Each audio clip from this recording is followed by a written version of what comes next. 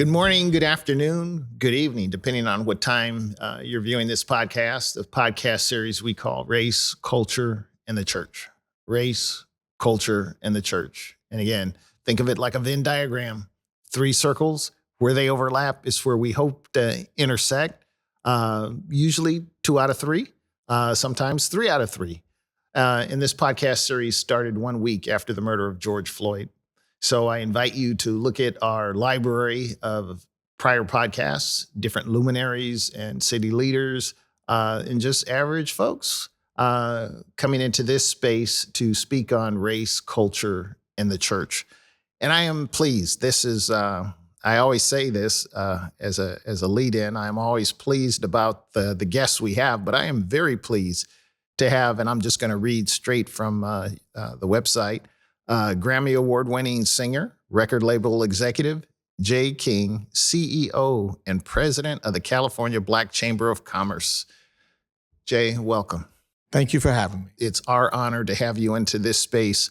You're a known quantity here in Sacramento, if within, particularly within the African American community, but really within all communities. You mentioned Jay King, folks know. I know Mr. King. Be it the radio, be it the Black Chamber, financial literacy, different. You have, as I was reading this, you are sitting on 10 advisory boards. Yeah. That's, and you do have time to live life, right? Well, I think that's living life. Okay. Well, thank you. Need to make you a member of City Church so we can give you a few more responsibilities. I appreciate that willingness to take on these roles. Well, I'm not young anymore. I'm 62. I'm not a young man. So the older we get, I think the more responsibility we have to the life ride itself, the fact that breath is in our lungs, the fact that there's only 8,760 hours in a year. And as we get older, the use of those hours aren't as great as they are when you're younger. We don't have the same type of energy. Ailments that you have to deal with age. Tell me about it. And so, while I'm active and strong, I want to do everything I can. Or I'll paraphrase it or put it another way, which you'll know, the Bible says, to whom much is given, much is required. And much has been given to Mr. Jay King. You were elected to the Black Chamber, it says, in June of 2019. Yeah. So we're coming up on 5 years? Yes, sir. Been quite a ride. Yeah. Now, looking back over the arc of the 5 years, what are some of the things that you're most proud of? That we're still here, that we're growing, that we have a functional chamber. If something happened to me, the chamber wouldn't go away. It would literally continue to thrive because there's smart people. I'm smart enough to know how dumb I am. So I really put a lot of smart people around me that can carry out a lot of the different duties. So that it's still here, that's one accomplishment. But what is, in a nutshell, what would you say the mission of the Black Chamber is? California State Black Chamber. Well, to build the economic viability and foundation of African American small businesses because of the systemic racisms, bigotries, prejudices, and biases of the past, that they don't exist in the same fashions, but the remnants of them nonetheless continue to harm African American small businesses. It is not lost on me, and it shouldn't be lost on us, that a white high school dropout has more wealth than a black or brown college graduate because of the passing down of wealth from one generation to the next. And we have to talk about where we are today from a historical standpoint, because if you look at us in 1910, there are 8 million African Americans in the United States. 90% of us live in the South, and we collectively own 15 million acres. If you look at us today, there are 43 million African Americans in the United States. We're populated all over the United States, again, mostly in the South, but still in other parts of the country. And we collectively own 1.2 million acres. So how do we lose 96, 97% of our land mass, which is where wealth is garnered? And it's because we were discriminated against, mistreated, and mishandled by a government. So when your government is the criminal against you, when the Bureau of Land Management is put in place to protect Black land ownership, but they steal more land from Black folk than anybody, when redlining is another way to limit Black land ownership, or eminent domain can displace Black land ownership. That's all government implemented. So that's the government. The government is the criminal. So where do you see, I guess there's associated land ownership in this, but with black and brown entrepreneurialism. If you don't own land that grows in value, so you can build and you can develop and you can sell and you can grow wealth, so you can take it and do something else with it.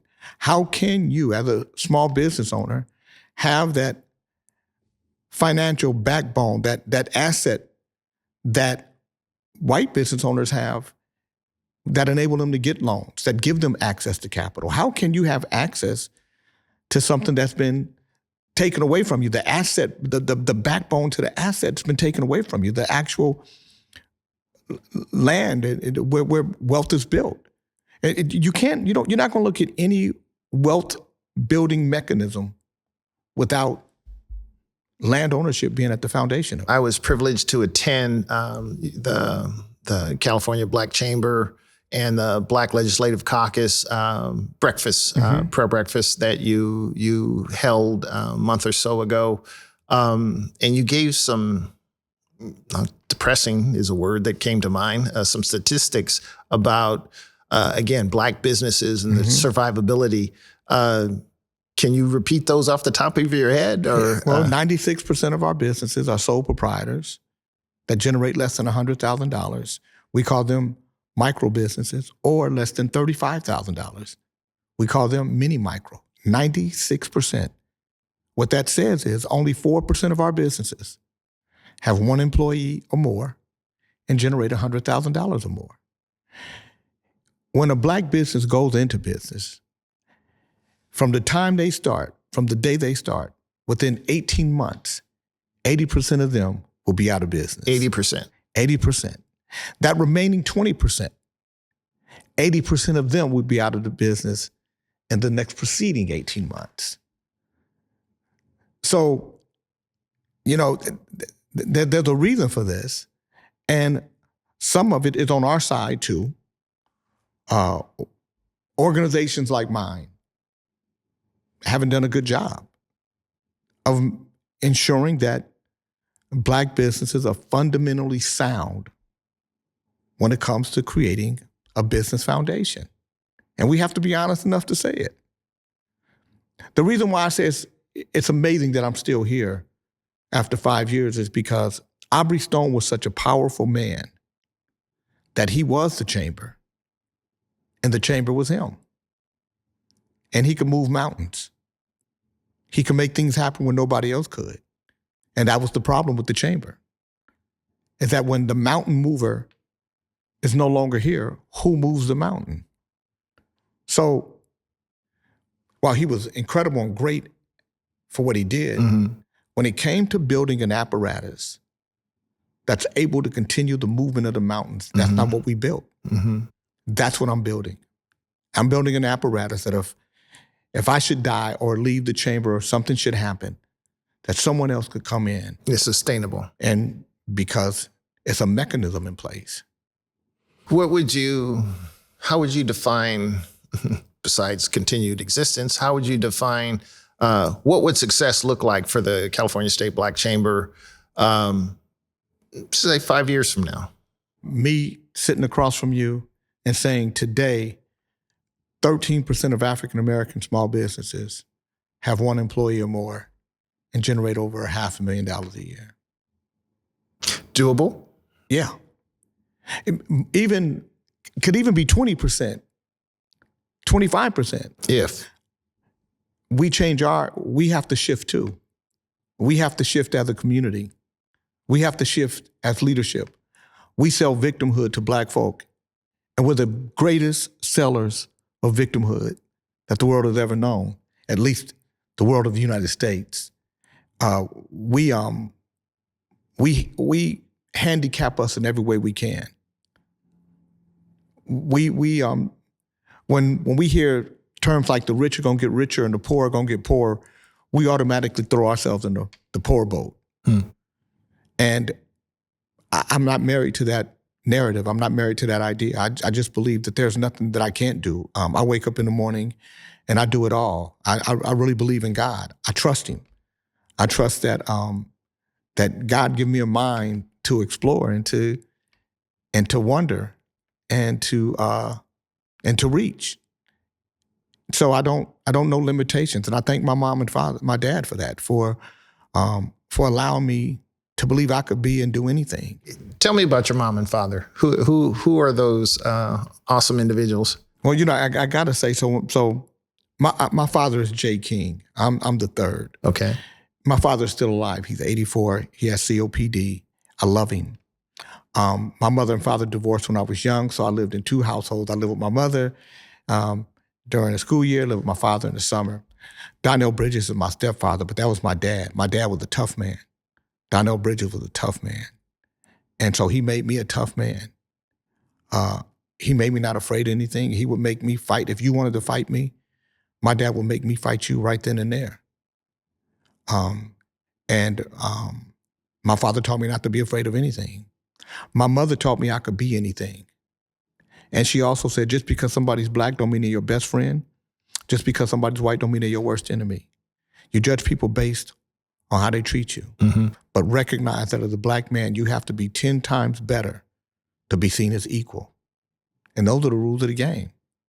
You can do anything you want to do. You can be the president of the United States, but it's going to be 10 times the work for you that it would be somebody who doesn't look like you. So where was home? Where did Jay receive these words of instruction? 605 Morrison Avenue, Del Paso Heights, California, 95838. Still own the house. We still own that house. 95838. Yeah. My parents at one point in our life, we lived off Ford and Norwood. So okay. I know exactly where you're at. Yeah. So we're never going to sell it. My brothers and sisters, and we're never going to sell a house. That is the foundation of our family. I think a lot of times, Black folk, when our relatives, our elders die, the first thing we do is we unload the property because there's so much value in it. Correct. We don't recognize that that in order for us to have a wealth factor that can carry from one generation to the next, we can't unload the wealth factor. There's a disparity report. It's called The Road to Zero Wealth that says by 2053, the Black community will be at zero wealth if we continue in the same direction we're going in now. Say that again, the title of the report? The Road to Zero Wealth. 29 years. That's when 2053 is. So we're 29 years away from zero wealth if we continue in the same direction we're going in. But here's the good part. We're investing like we've never invested before. Mm-hmm. So people tell you all of it, the doom and gloom. Mm-hmm. I don't know if you remember Gulliver's Travel. Yep. And gloom, he said, "We'll never make it." Oh, that was Winnie the Pooh, wasn't that? No, gloom. Oh, gloom in Gulliver's Travel. He would always say that they weren't going to make it, and then they would make it through. We have to stop selling gloom to us. Mm. If we did with investing what we do with spending per capita, we'd be the number one investor. Because per capita, we're the number one spender. No one outspends us on a per capita basis. Based on how much money we receive and how much money we spend, nobody does better than we do. When it comes to investing, no one invests less than we do. Seems like a chicken and egg. I'm not an economics guy, but it seems like a chicken and egg situation where if you don't have enough capital to begin with, expendable or otherwise, then obviously a greater percentage of what you have will go out because you buy new phones. You buy the new iPhone. You buy the new iPad. You buy the new Jordan. You go out to clubs. You go to concerts. What's your priority? When are we going to say what we have to be responsible for? There's some responsibility on our side too. I'm going to make America have to answer to her responsibility because I'm not going to ever back away from it. But in order for me to do that and do it in a real equitable fashion, I also got to make me live up to my part of it. Well, you give me a nice opportunity to pivot because you're also on the reparations, responding to the reparations task force. You've been invited to weigh in on that. Yes. And one of the things that I've heard you speak about on that subject, instead of reparations, you frame it as a debt owed. Yeah. Tease out I'm sure it's more than words to you. Well, reparations were paid because when slavery ended, and I don't know if most people know this, but former slave owners received a reparation of somewhere between $300 and $800 per former slave they owned. And when Lincoln sent General Sherman, to the 20 black ministers of that time to see what they could do for black people, the minister said, "You can do nothing for us except give us land and let us take care of ourselves." And that's where the 40 acres came from. And 400,000 acres in the Carolinas and going through the Georgias, and each family would receive 40 acres, and if need be, a government mule for loan that they would have to give back. And about 140 of those plots were given out before Abraham Lincoln is assassinated. And Andrew Johnson becomes president. Andrew Johnson is sympathetic to the South and the Confederate. So he rescinds Field Order 15, which was the order given for the 40 acres. And so that's where the reparation stopped. The reparation to black folk were the land allotments that didn't happen. And then the 13th, 14th, and 15th Amendment come into play. So I think where we get it wrong, and this is where black folk have to decide if we want to win or if we want to be right. Now, if we want to be right, we can argue for the reparation and say we didn't receive it, and you're right. But only 25% of white folk actually owned slaves because the majority of them were poor, couldn't. So now what you're going to do is you're going to muddy up water that's already muddied and tainted because that happened back then when slavery was legal. And now you can have all those arguments. Or you can say the debt that's owed to us isn't based on anything dealing with slavery. It's post-slavery. When the 13th, 14th, and 15th Amendments become part of our Constitution, which gives us the freedom, gives us citizenship, gives us the right to vote. We are now equal to our white brothers and sisters. We have the same inalienable rights as white folk in the country. And then the government went against its own Constitution, became criminal in how it delivered its own Constitution to you and I because of the color of our skin. Simply without debate. We know it because it's written down historically. Separate but equal, segregation, Jim Crow, black codes. I mean, you name it, it's there. It's in our history. I believe a few things have to happen if we really want the debt that's owed to us to be paid. Number one, we have to stop calling it reparations. It's an offensive word to white folks. And if we're going to get this, white folk are going to have to be on our side. but so are Asian, Native, Hispanic, immigrant, Jewish, white. Everybody's going to have to be in on this, because this wasn't what a group of people did to us. This is what the government did to us. The government is the criminal. And you have to put that criminality on display, because the assumption that everybody knows what happened to us has to be silly to me, because we don't even know. Mm-hmm. As a matter of fact, right now I'm doing a series on lynchings. A young lady called and said, "J. King, are you trying to trigger us?"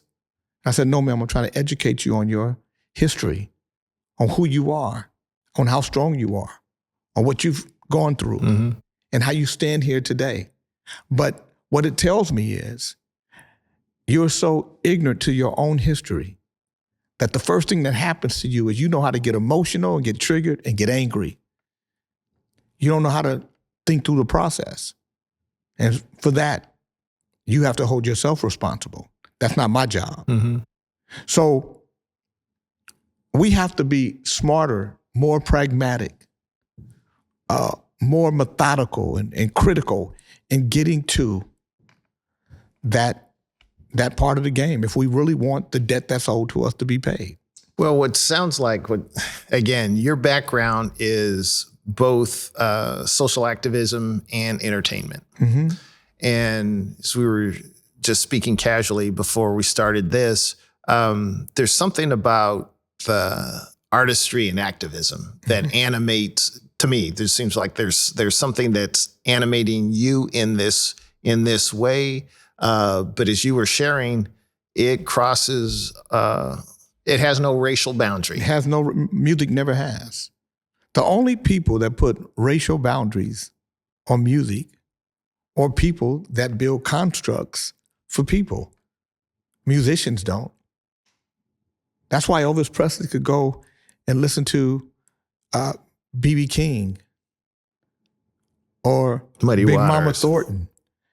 Get songs from Blackwell, the songwriter that wrote Hound Dog, because music, it's why musicians, it's why Sly Stone could have a band with Hispanic, white, women, men, black, mixed, and they make a music that is connected, because the vibration of music is not about what color you are.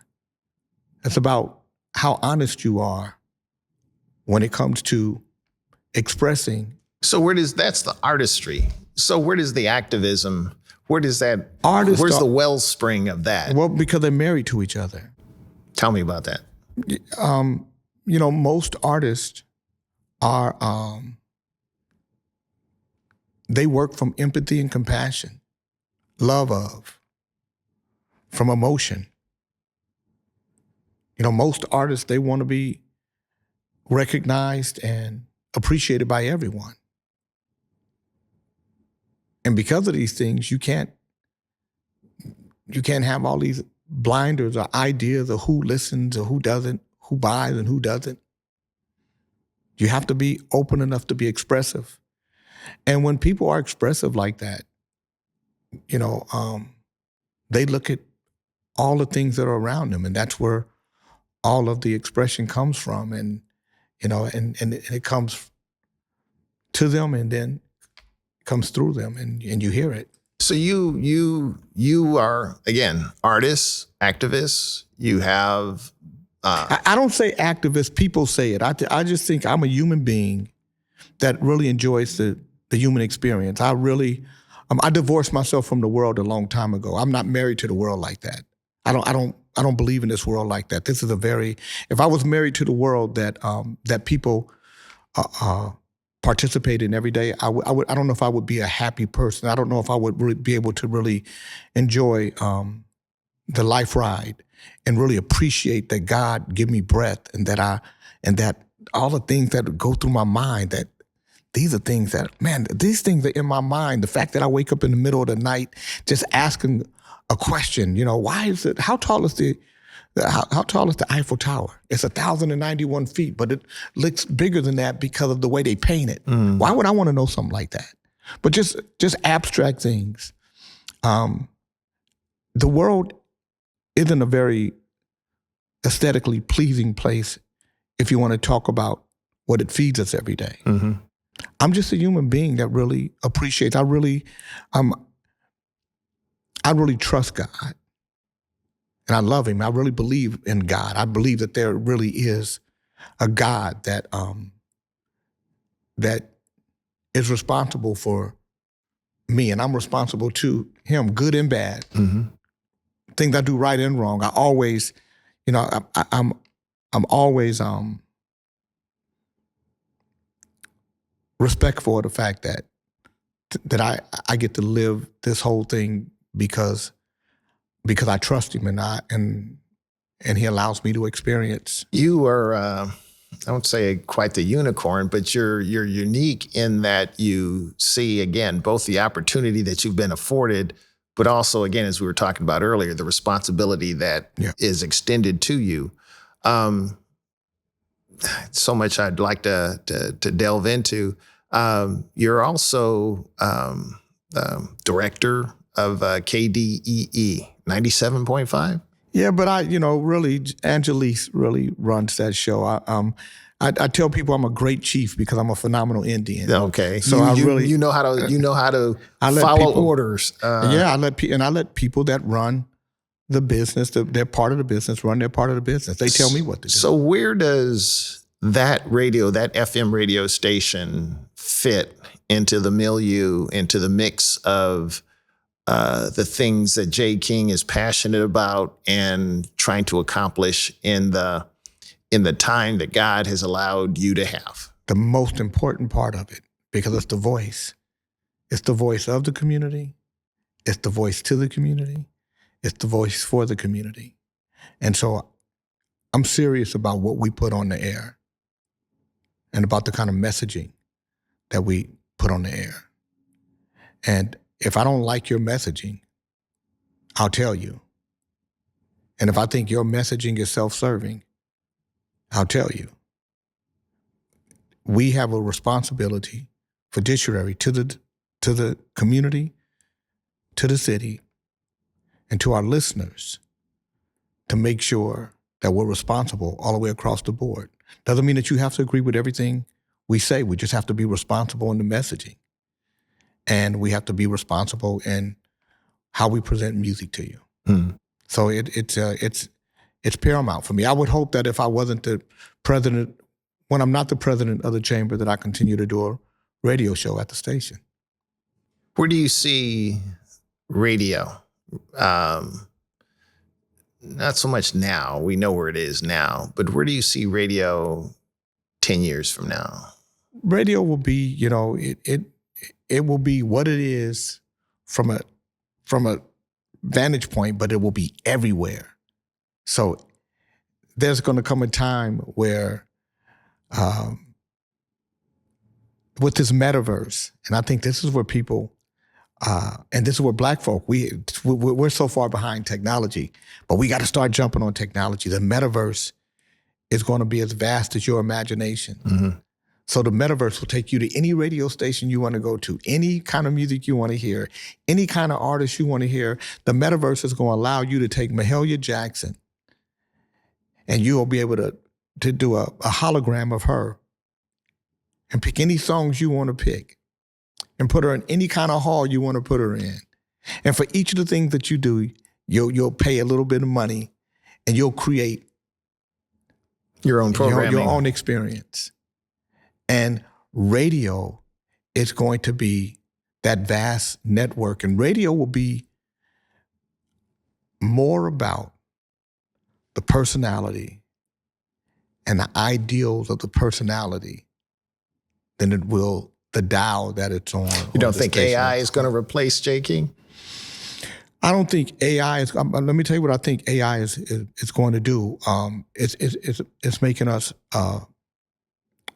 a lot more expansive, but it's also a lot more frightening. In what way? Because Every time man tries to be God, he destroys himself more. And when man tries to remake life, reconstruct something that he had nothing to do with, the only thing I have to do with this is pay into the experience. I owe a debt because I got to breathe. I always say,